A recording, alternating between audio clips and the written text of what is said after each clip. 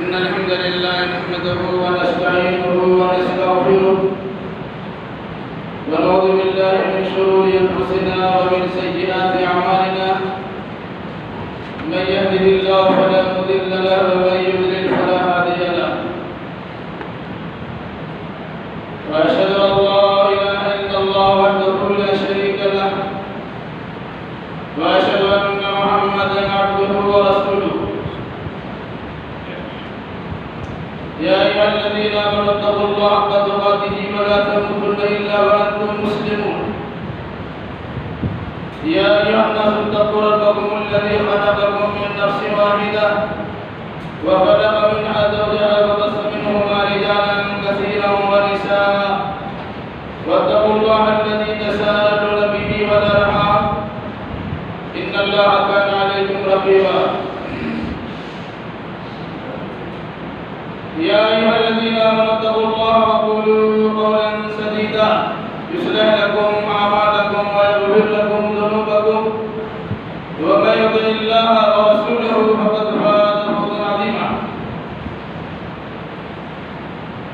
أما بعد فإن خير الحديث كتاب الله وخير الهدي هدي محمد صلى الله عليه وسلم وشر الأمور محدثاتها وكل محدثة بدعة وكل بدعة ضلالة وكل ضلالة في النار. أعوذ بالله السميع العليم من الشيطان الرجيم. بسم الله الرحمن الرحيم. يرفع الله الذين آمنوا منكم والذين أوتوا العلم درجات. وقال تعالى: قل هل يستوي الذين يعلمون والذين لا يعلمون سبحانك لا علم لنا إلا ما علمتنا إنك أنت العليم الحكيم. رب اشرح لي صدري ويسر لي أمري واحلل عقدة من لساني يفقهوا قولي رب زدني علما.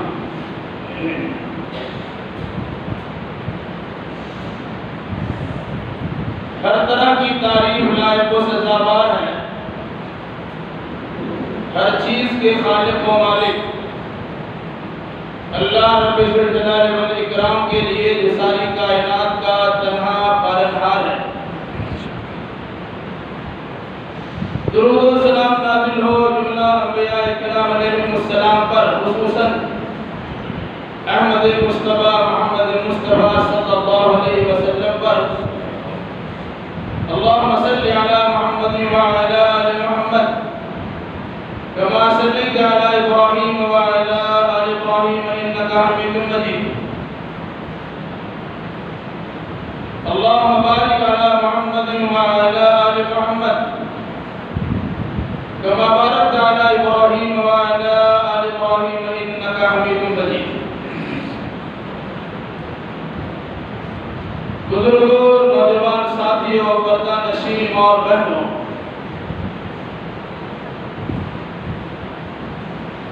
خطبہ مسنونہ کے بعد قرآن مقدس کی مختلف دو جگہوں سے دو آیات کریمہ کی تلاوت کی گئی ہے. انشاءاللہ الرحمن انہی آیات کریمہ کی روشنی میں گزشتہ جمعہ بیان کردہ عنوان کے تحت مزید چند باتیں آپ کے سامنے رکھی جائیں گی. اللہ ہمیں صحیح کہنے، صحیح سننے، صحیح سمجھنے اور صحیح باتوں پر عمل کرنے کی توفیق مرحمت فرمایا. گزشتہ جمعہ اس عنوان کے تحت احادیث و آیات قرآنیہ کی روشنی میں جو باتیں آئی تھی وہ اپنی نگاہوں کے سامنے رکھیے یا اپنے دل و دماغ میں بسائے.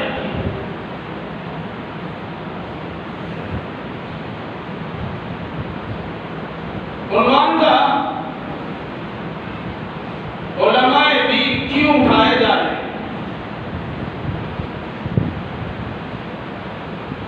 اس کا اندازہ تقریباً ایک شخص کو ہے جہاں بہت ساری اموات موتیں ہوئی ہیں، وہیں پوری دنیا میں بڑے بڑے اہل علم علماء ائمہ کرام کی موت بھی واقع ہوئی۔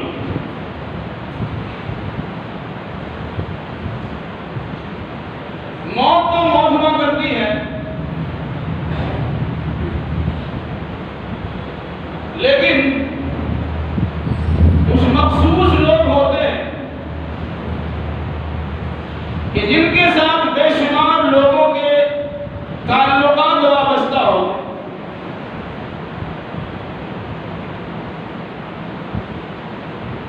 علماء کرام انسانوں کی دینی پیاس بجھانے کے لیے اور علمی تشنگی کو ختم کرنے کے لیے رات دن کی محنت شاقہ کے بعد قرآن و حدیث سے مستخرج مستنبط نکالے گئے مسائل کو عوام و خواص کے سامنے اس لیے رکھتے ہیں کہ ان کے دینی مسائل حل ہو جائیں، ان کی دینی پریشانی دور ہو جائے۔ اس مناسبت سے کتاب و سنت میں، قرآن و حدیث میں اہل علم علماء اور ائمہ کی بڑی شان و مرتبت بیان کی گئی۔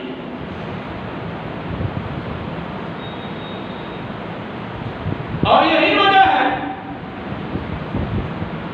اسی بزرگی فضیلت اہمیت کے پیش نظر جو لوگ علماء نہیں ہوتے ہیں وہ بھی علماء کرام کی صفوں میں اپنا نام اندراج کرا کے سیدھے سادے عوام کے سامنے اپنا الٹو سیدھا کرنے کی کوشش کرتے ہیں۔ باتیں ہو سکتے ہیں کچھ طرف ہو جائے، لیکن دل شکنی کا ارادہ نہیں ہے اور تکلیف پہنچانے کا ارادہ نہیں، بلکہ حقیقت بیانی کا ارادہ ہے جو عام طور سے امت مسلمہ کی جانب سے علماء اور ائمہ کے ساتھ نو کا برتاؤ ہے، اس کی عکاسی ہے، اس کی ایک طرح سے صورتحال کو بیان کرنا ہے۔ بات آئی تھی کچھ واقعی علماء اور کچھ علماء نما ہے، عالم تو نہیں ہے لیکن عالم جیسے بنے ہوئے، اور وہ کل حرکات و سکنات اس طرح کرتے ہیں، عوام و خواص کے ان مسائل سے اپنے آپ کو اس طرح جوڑتے ہیں جن مسئلوں میں عوام الناس کی دلچسپیاں ہوا کرتی ہے۔ ایسے مسائل اگر کوئی بیان کرنا شروع کر دے تو خاص طور سے نوجوان طبقہ چاہے لڑکا ہو یا کیا، ایسے خطیبوں اور ایسے مبلغوں اور ایسے ٹی وی پر پرچار ہونے والے مبلغ اسلام کے پیچھے چل پڑتے ہیں کہ بہت سارے مسائل ہو جاتے ہیں۔ اور انہیں سمجھنا چاہیے کہ جو مسائل آپ بیان کرتے ہیں ان مسئلوں کی وضاحت اسی بوریا نشین کی ہے جو مکتب میں اور مدارس میں اور جامعات میں مسجدوں کی اور مدرسوں کی چٹائی توڑتے ہیں اور سوکھی روٹی کھا کر دین کی تبلیغ و اشاعت کرتے ہیں۔ اس حقیقت کو نہ سمجھے تو الگ سی بات ہے، مگر ہے مسئلہ یہی۔ آپ کی زبان عربی نہیں ہے، آپ کا عربی سے کوئی دور دور کا واسطہ نہیں ہے، اللہ کے کلام کو، رسول اللہ کے فرمان کو آپ کو عربی زبان میں سمجھنے کی صلاحیت نہیں ہے۔ آپ انہی علماء کرام سے رشتہ جوڑتے ہیں، انہی کے ترجمہ کردہ تحریروں کو پڑھتے ہیں، انہی کے ترجمہ قرآن کا مطالعہ کرتے ہیں اور انہی کے ترجمہ کی ہوئے حدیثوں کو پڑھتے ہیں اور اسی کے مسئلہ نکال کر مسئلے بدلاتے ہیں۔ وہ بیچارے جنہوں نے ترجمہ کیا ہے، جنہوں نے تفسیر بیان کی ہے، جنہوں نے محنت شاقہ کے بعد کتاب و سنت کی تعلیمات کو الناس کے رکھا ہے، وہ تو پردہ غیب ہے، اسے کوئی جانتا بھی نہیں ہے، اور یہ پانی کا بلبلہ ہے جو کے سامنے نمودار ہوتا ہے اور انسان اسی کے پیچھے پڑتے رہے۔ بیان کرنے کا مقصد یہ ہے کہ آپ اہل علم کی قدر کو پہچانیں۔ ہر چمکتا سونا نہیں ہوتا، بہت چمک دمک کرنے والے لوگ آپ کے سامنے آتے ہیں، وہ سوائے دنیاوی مقام مقاصد، دنیاوی اغراض اور دنیاوی مفاد کے سوا کچھ نہیں ہوتا الا ماشاء اللہ۔ ہم سارے لوگ نہیں کہتے لیکن اکثروں کا یہی ہے۔ اس لیے علماء نما کے بجائے صحیح علماء راسخین سے رشتہ جوڑی، اور واٹس ایپ پہ پڑھنے کی بجائے، ٹویٹر پہ پڑھنے کی بجائے، فیس بک پہ پڑھنے کی بجائے، یا جدید تکنیکی چیزوں پر ان چیزوں کا مطالعہ کرنے کی بجائے آپ اہل علم سے رابطہ قائم کیجئے، جنہوں نے مستقل مدارس اسلامیہ میں اپنے آپ کو بٹھایا ہے اور انگریزی کر کے خون پسینہ ایک کر کے کتاب و سنت کی تعلیمات سے اپنے آپ کو آراستہ کیا ہے، اور بڑے مخلصانہ انداز میں عوام و خواص کی دیگی کشیدگی کو بجھانے کی کوشش کی۔ جب سے ہمارے پاس موبائل آیا، وہ نماز پڑھیے کہ نماز کے بعد ابھی نماز ختم ہی نہیں ہوا، ایسے لوگوں کے بارے میں سنا بھی کیا ہے کہ خطبہ سن رہے ہیں اور وہاں بھی موبائل ڈالتے ہیں۔ بدتمیز میں آنے کی ضرورت ہی نہیں ہے، اپنے گھر میں بیٹھ جاؤ، یہاں موبائل بھی چلانے ہیں، خطبہ بھی سن رہے، نہ ادھر کے رہے نہ ادھر کے رہے۔ اب کچھ باتیں آپ کی پتہ نہیں پڑی تو ایسا بیان کر دیا، مستقبل سنیں گے تب تو مسئلہ آپ کے سامنے صحیح سمجھ میں آئے گا، لیکن ایسا نہیں ہوتا۔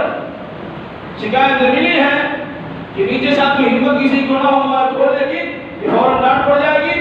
لوگ موبائل کھولنے کے لیے پہلی منزل کا سہارا لیتے ہیں، اور عورتوں میں اس قسم کی باتیں سنی گئی کہ وہ بھی کھول کے رہتی ہے۔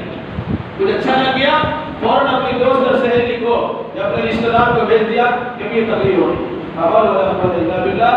اپنا جمعہ برباد کرتے ہیں اور اپنی ساری انرجی کو لاس کرتے ہیں۔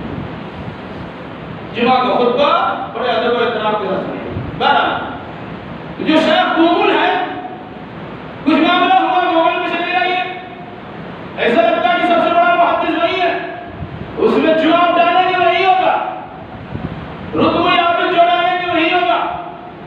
رات میں لکڑی کا چننے والا محاورہ ہے، حاتم الليل، عربی کا محاورہ ہے، رات میں لکڑی چننے والا، وہ لکڑی کو چن رہا ہے یا سانپ کو جمع کر رہا پتہ نہیں ہے، وہ کچھ بھی لپیٹ سمجھ کے لے چلا ہے، بعد میں روشنی میں دیکھا جائے گا کہ انہوں نے سانپ کو بھی لپیٹ لیا۔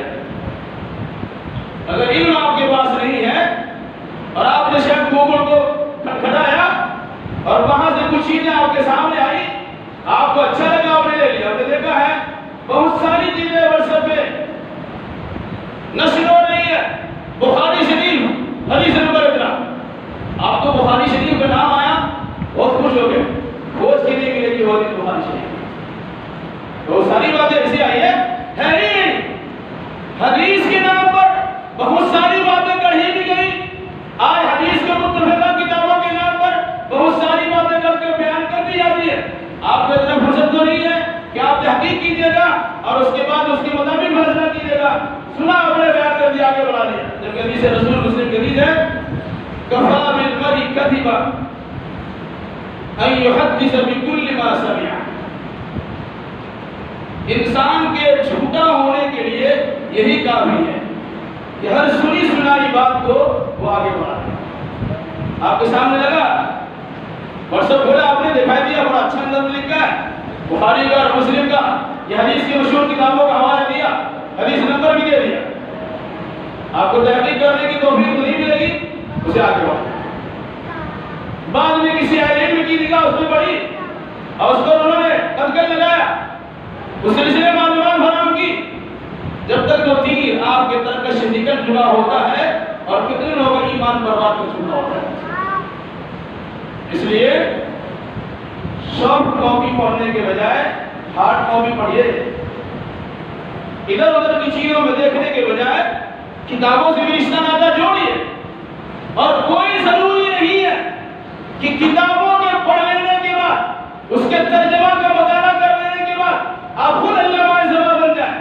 آپ کی ذمہ داری ہوگی کہ جو چیز بآسانی سمجھ میں آتی سمجھ لیجیے، جہاں سمجھنے میں کسی قسم کی کوتاہی ہوتی ہے وہاں اہل علم سے رابطہ قائم کیجیے، چاہے جس سے آپ کا دل کرتا ہو، جس کو آپ اہل علم سمجھتے ہیں ان سے پوچھیے، اور کوشش یہ ہونی چاہیے کہ باضابطہ سے کتاب میں مصدقی ہے کہ نہیں ہے تو اللہ کا شکر ادا کیجیے، اور نہیں ہو تو توبہ استغفار کیجیے، آئندہ ایسی حرکت کرنے سے پرہیز کیجیے۔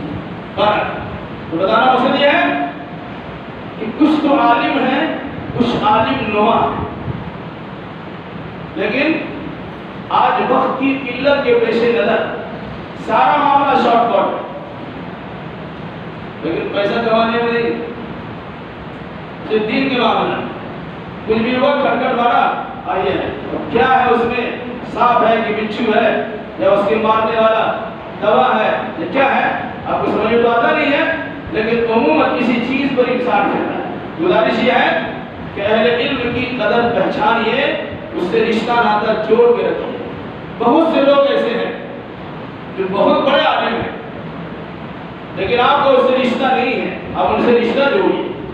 بہت سے لوگ ایسے ہیں جن کے پاس علم جن کو چھوا بھی نہیں ہے، والموں جیسا لباس بنا لیا ہوگا اور داعی اسلام، یہ مبلغ اسلام کی اسکالر کے نام سے مشہور ہو گیا ہوگا، اب سارے مسائل انہی سے دریافت کرتے ہیں، جبکہ ان کے پاس 25 علماء کرام ہیں جو رات دن محنت کر کے ان کے ٹیبل پر مسائل کو رکھتے ہیں، وہ یاد کر کے عوام و خواص کو سناتے ہیں، تو سنانے والے کی بڑی قدر آپ کی نگاہ میں ہے کہ ان کے پاس مسائل موجود ہیں سنانے کے، جنہوں نے تیار کر کے دیا ہے، جنہوں نے مسائل کو اخذ کیا ہے، جنہوں نے مسئلہ نکال کے ان کے سامنے رکھا ہے، وہ بیچارے تو نشہ گناہی میں ہیں، ان کے بارے میں آپ جانتے بھی نہیں۔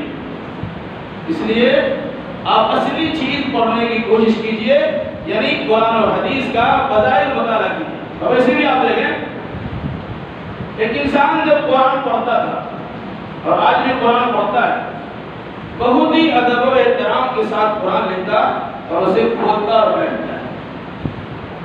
وہی انسان اگر قرآن نہیں موبائل میں کھوجتا ہے، لیٹا ہوا ہے، ٹانگ پہ ٹانگ چڑھائے ہوا ہے اور بخاری کی حدیث اور مسلم کی حدیث اور قرآن کی آیتیں پڑھ رہا ہے، یہ ہے کہ نہیں بندہ لگا۔ جب کتاب کا ادب و احترام نہیں رہے گا، وہ کتابی میں آپ کو کیسے لگی؟ جب اہل علم کا ادب و احترام آپ کی نگاہ میں نہیں رہے گا، آپ اہل علم سے فائدہ کیسے اٹھا سکیں گے؟ اس مناسبت سے ایک جانب کتاب سے رشتہ جوڑیے، دوسری جانب کتاب کے ماہرین سے بھی رشتہ جوڑیے، جو بات کو آسانی سمجھ میں آئے الحمدللہ، جو بات آسانی سے سمجھ میں آئے اس سلسلے میں جو سبق کے ماہر ہوتے ہیں ان سے رابطہ قائم کیجئے اور ان سے مسئلے کی دریافت کیجئے، صحیح مل جائے تو اللہ کا شکر ادا کیجئے، اور اگر آپ کی بھول پہلے سے سمجھ بھول نہیں ہوگی اس پر اللہ تبارک و تعالیٰ سے معافی کی طرف رہا مسئلہ علماء کیوں اٹھائے جاتے، گزشتہ ہفتہ تفصیل آ چکی ہے۔ کیا ہے؟ اللہ کسی عالم کے دل سے علم کو چھین نہیں لیتا۔ وہ عالم بہت بڑا تھا، ابھی لگا کہ عالم نے اس کی واسطے بھی نہیں، ایسا نہیں کرتا، بلکہ عالم کو موت دے دیتا ہے، عالم مر جاتا ہے، اس کے ساتھ اس کا علم چلا جاتا ہے۔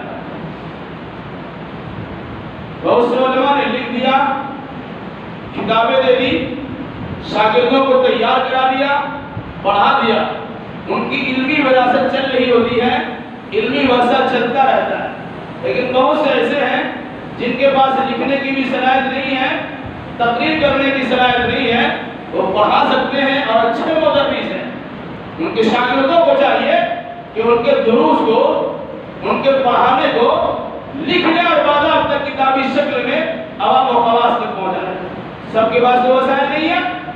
دنیا میں بے شمار علماء کرام ہیں جو اکثر علماء غریب و نادار ہیں، غربت و افلاس سے دوچار ہیں، اگر وہ کچھ لکھتے بھی ہیں تو انتظامیہ کی جانب ان کا سپورٹ نہیں ہوتا، ان کی تیار کردہ کتابیں شائع نہیں ہو پاتی، عوام و خواص تک پہنچ کر لوگوں کی علمی پیاس بجھانے کا کام نہیں دے پاتی ہیں۔ بہت ساری کتابیں غیر مطبوع، بغیر چھپی ہوئی رہ جاتی ہیں۔ بہت سے ایسے لوگ ہیں بڑے لفاق ہوتے ہیں، ادھر ادھر سے لوگوں کو اشتہارات جوڑتے ہیں، انہیں پٹھیاں پڑھاتے ہیں، ان میں جھوٹ سے ساری باتیں بھی ہوتی ہیں، صحیح بات بھی ہوتی ہے، میری جڑی سرکار بھی ہوتی ہے، اور ان باتوں کو انسان دوسروں کے تعاون کے ذریعے سے عوام و خواص تک پہنچا کر عالم اسلام میں ایک بہت بڑا مبلغ کی حیثیت سے اور بہت بڑا داعی اور اسکالر کی حیثیت سے مشہور بھی ہو رہا ہے۔ میری گزارش یہ ہے کہ آپ پہچانیے قدر جوہر شاہ دانت یا بدانت جوہر.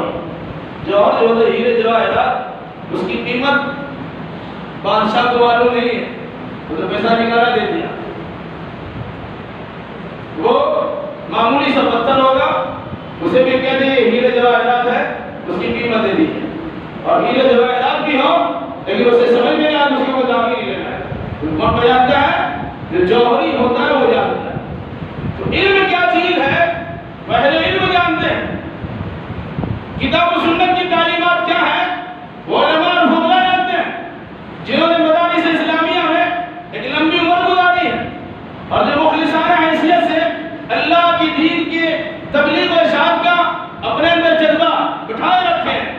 ایسے لوگوں سے رشتہ ناطہ جوڑیے، پھر دیکھیے کہ آپ کا دین سے رشتہ کتنا مضبوط ہوتا ہے اور کس طرح دین کے کام اور کام کو اب آگے بڑھانا ہے. رہا معاملہ موجودہ دور میں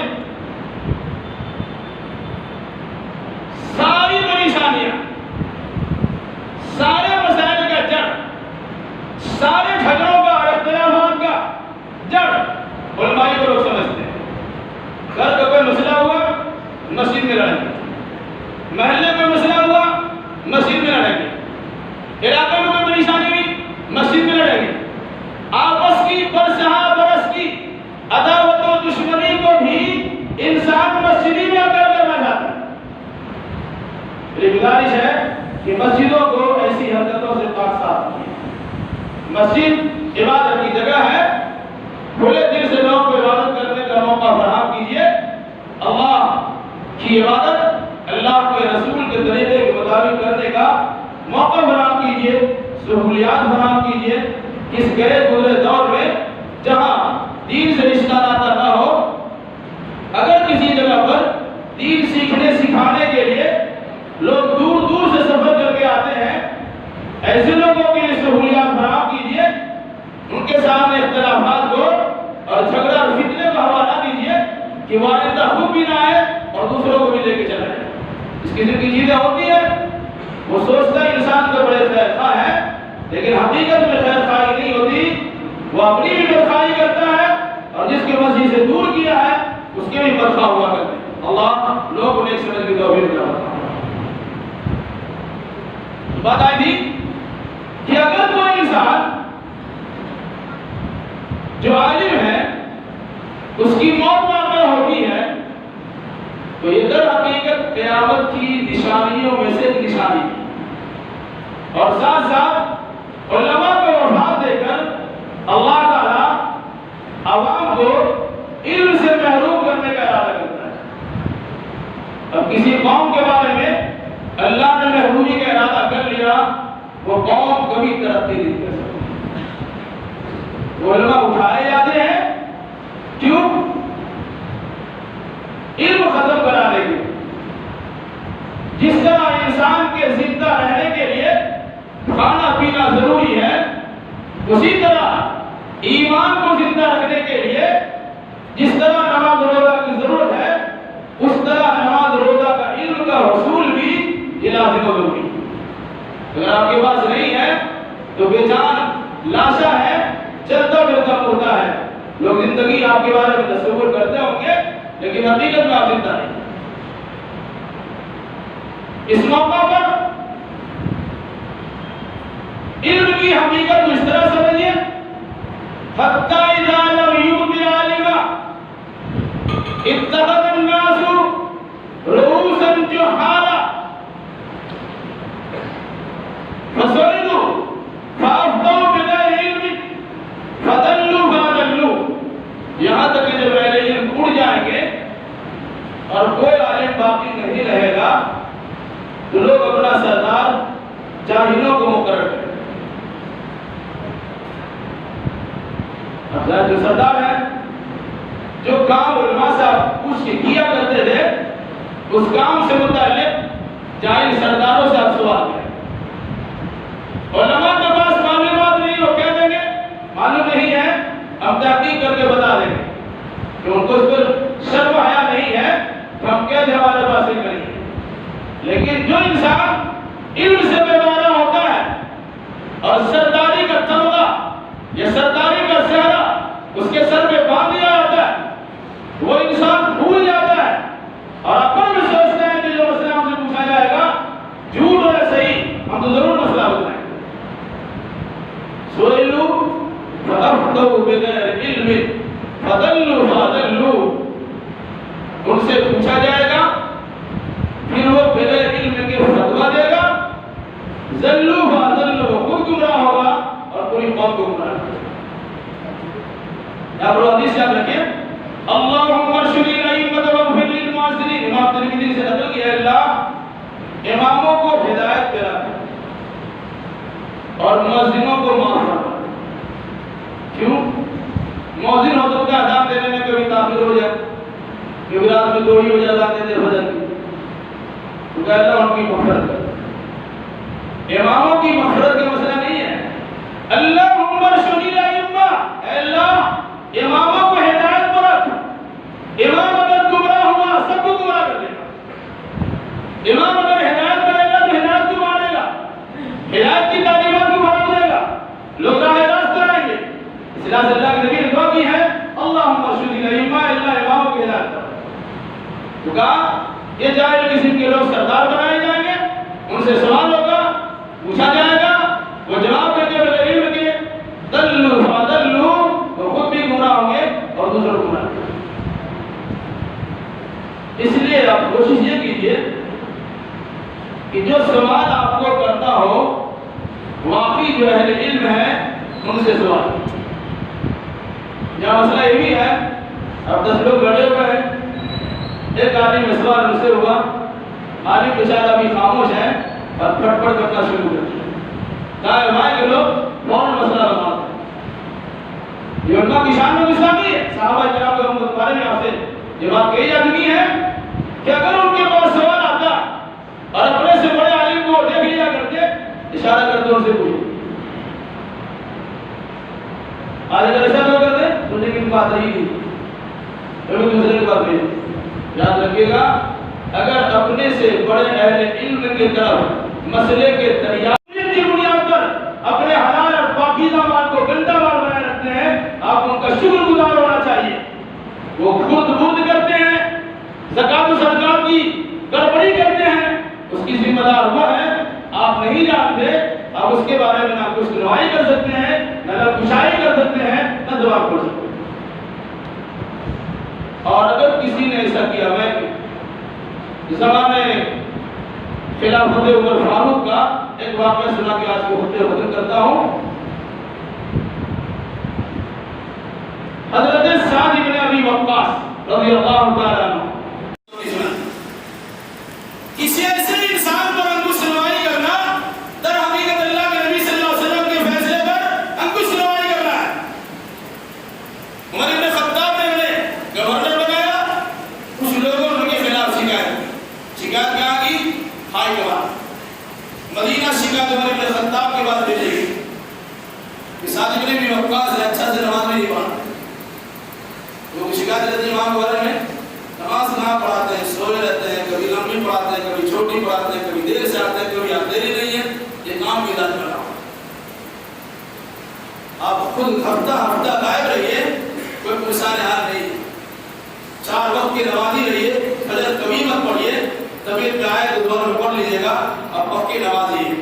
لیکن امام صاحب کو ہر وقت میں پورا پنچول ہونا چاہیے، بالکل وقت کا پابند، 1 سیکنڈ کھڑی کے ادھر سے ادھر نہیں جانا چاہیے۔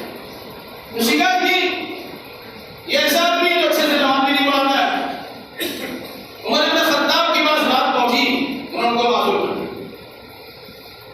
معطل، ان کی نوکری بھی اچھی تھی اور بلا لے مدینہ کی، ان کی جگہ پر دوسرے عمال کو گورنر بنا دیا۔ عمر بن خطاب نے مسجد نبوی میں یعنی مدینہ میں سعد بن ابی وقاص سے سوال کیا، بھائی آپ کی قوم نے آپ کے بارے میں یہ شکایت کی ہے کہ آپ اچھے سے نماز نہیں پڑھاتے۔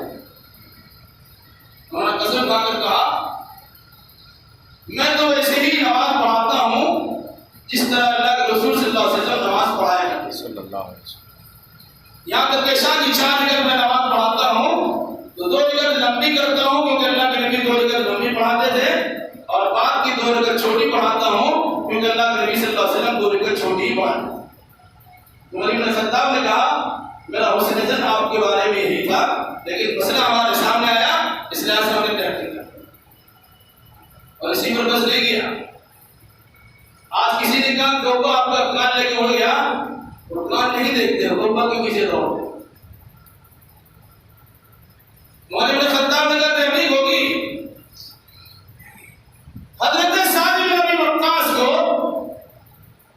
پھر کوفہ بھیجا، ایک آدمی یا کئی آدمیوں کے ساتھ لگا دیا اور کہا کوفہ کی ہر ایک مسجد میں جا کر پوچھو، ایک مسجد نہیں، کوفہ میں جتنی مسجدیں ہیں ان ساری مسجدوں میں نماز کے وقت میں جاؤ اور سعد بن ابی وقاص کو کھڑا کرو اور کہو کہ یہ گورنر نہیں ہے، انہیں عمر بن خطاب نے معذور کر دیا ہے، آپ لوگوں کو ان کے خلاف کوئی شکایت ہے تو شکایت بتائیے کہ ہمیں شکایت معلوم کرنے کے لیے بھیجا گیا۔ کوفہ کی ساری مسجدوں کے سارے انسانوں نے حضرت سعد بن ابی وقاص رضی اللہ تعالیٰ عنہ کی تعریف کی کہ یہ انسان بڑا اچھا ہے، ان کے خلاف کوئی شکایت نہیں۔ ایک قبیلہ میں داخل ہوئے، قبیلہ بنی افس میں داخل ہوئے، وہاں مسجد میں سوال ہوا، سارے لوگ خاموش ہیں، ایک آدمی کھڑا ہوا اور کہا جب آپ پوچھ رہے ہیں تو میری شکایت سنی۔ کیا شکایت کی؟ شکایت سنیے، اور پھر اس کے بعد شکایت کے بعد کیا ہوگا اسے مد نظر رکھیے۔ کہا اس آدمی نے شکایت کرتے ہوئے کہا انہ لا یسیر سیرا ولا يقسم بالسبية ولا يدري في القضية ولا يدري في القضية۔ شکایت کی ہے یہ صرف جہاد کا فرمان جاری کرتے ہیں، کبھی فوج کے ساتھ جہاد کرنے کے لیے جاتے نہیں ہیں، ایک شکایت۔ دوسری شکایت لا يقسم بالسبية، یہ جب مال غنیمت تقسیم کرتے ہیں یہ برابری کا خیال نہیں کرتے، اقرا پروری اپنے لوگوں کو زیادہ دیتے ہیں، باقی ویسے تقسیم کر دیتے ہیں۔ اور تیسری شکایت کیا کی؟ لا يعدل في القضية، جب یہ فیصلہ کرتے ہیں تو اگر انصاف کی تقاضا کو پورا نہیں کرتے یوں ہی فیصلہ کر دیتے۔ ایک گورنر جن کو معزول کیا گیا ان کے خلاف شکایتیں درج کرانی تھی، مسجدوں میں ان سے متعلق سوال ہوا، ایک آدمی کھڑا ہو کر شکایت کیا، باقی سارے لوگ ان کی تعریف کر رہے ہیں۔ اس پر حضرت سعد بن ابی وقاص کا تاثر کیا تھا، امام بخاری رحمۃ اللہ علیہ نے اسے نقل کیا ہے اس حدیث کو، حدیث نمبر 755 میں۔ اسے ملاحظہ کر لیجیے گا، مطالعہ کر لیجیے گا، روز تک بھی بات چھوٹ جائے اب دیکھ لے گا۔ 755 نمبر کی اس روایت میں اس سعد بن ابی وقاص نے اسی جگہ پر کہا واللہ لعدون بثلاث، اللہ کی قسم تم نے میرے خلاف 3 شکایت کی ہے، میں تمہارے حق میں ضرور 3 بد دعا کروں گا۔ 3 شکایت کیا ہو اور 3 بد دعا سنو۔ اس کی بعد بد دعا کا انداز سنیے، اللہم ان کان عبدک ھذا کاذبا، اے اللہ اگر یہ تیرا بندہ جس نے میرے خلاف اس قسم کی باتیں کہی ہے اگر یہ جھوٹا ہے، سچا ہے تو ہم تو مجرم ہیں، لیکن اگر یہ جھوٹا ہے تو میں اس کے حق میں 3 بد دعا کرتا ہوں، میری بد دعا سنیں۔ اور بد دعا اڑ گئی، کیا کہا؟ فَأَتِلْ عُمْرَهُ وَأَتِلْ فَقْرَهُ وَعَرِّضْهُ بِالْفِطْرِ۔ ایک وہ انسان جس کی سارے لوگوں نے تعریف کی ہے، سراہنا کی ہے، ایک انسان منمانی کرتے ہوئے ان کے خلاف صرف اپنے مقصد کے خلاف نہ ہو، مقصد کے خلاف ہونے کے نتیجے میں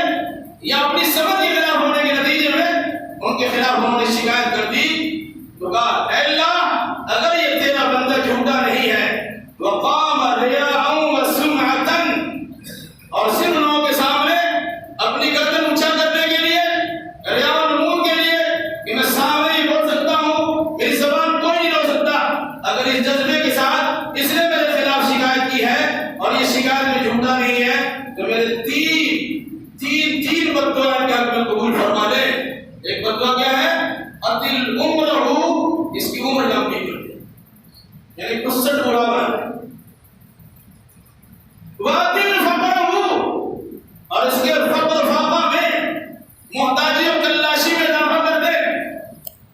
اور تیسرا کیا ہے؟ الرضا بالفتن، انہیں فکروں کے اندر مبتلا. دعا بد دعا معمولی سی لگ رہی ہے، کیا لمبی عمر کی دعا دیا ہے؟ نہیں. اگر کوئی انسان اتنی لمبی عمر کو پہنچ جائے کہ وہ غصہ توڑا ہو جائے، وہ محتاجی میں حل ہو جائے، اور اس کے ساتھ ساتھ وہ حیران اور پریشانی سنانا میں ہو کہ اس کے پاس فقر فاقہ بھی ہو، اور اس بڑھاپے کی عمر میں اس کی عزت پہ اثر پڑ جائے، فتنے کے اندر مبتلا ہو جائے، یہ بہت بڑی بد دعا ہے. حضرت سعد بن ابی وقاص نے یہ بد دعا کی. راوی حدیث کہتے ہیں کہ جب بھی اس آدمی سے پوچھا جس کا نام تھا اسامہ بن قتادہ، جو ابھی سادہ ابو سادہ کے نام سے مشہور تھا، ان سے پوچھا تو کیا حال ہے؟ کہا کہ سعد بن ابی وقاص کی بد دعا ہے، میری عمر لمبی بھی ہو گئی، میں فقر فاقہ سے بھی دوچار ہوں، اور میری حرکت حالات بھی صحیح نہیں ہے. اسی جگہ پر عبد الملک نے تبصرہ کرتے ہوئے کہا ہے میں نے دیکھا کہ بڑھاپے کے نتیجے میں ان کا جو پرپوٹا ہوتا ہے آپ کا یہ لمبا جھک گیا، نتیجے میں ان کی آنکھ بند ہو گئی. انہیں کسی چیز کو دیکھنا ہوتا تو اس طرح اوپر کر کے دیکھتے تھے، اتنی لمبی عمر ہوئی تھی، اور فقر فاقہ دانا دانا کے مطلب لگے.